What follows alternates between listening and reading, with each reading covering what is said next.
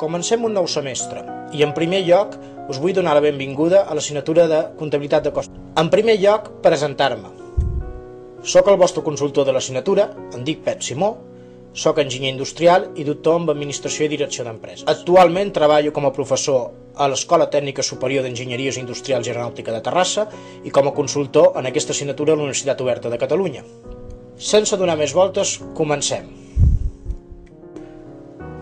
En primer lloc, recomanar un estudi continuat. Això vol dir seguir l'evolució continuada. Per molts motius.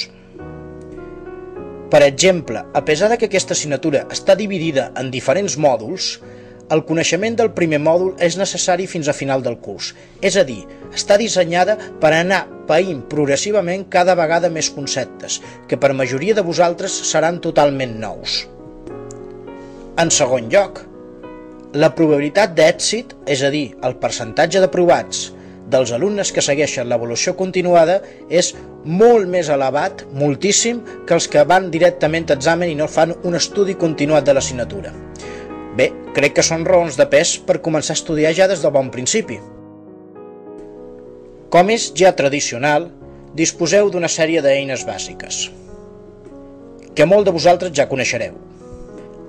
En el tauler aniré penjant la informació fonamental perquè vos aneu assabentant de quan s'han de lliurar les PAC, de material complementari, etc.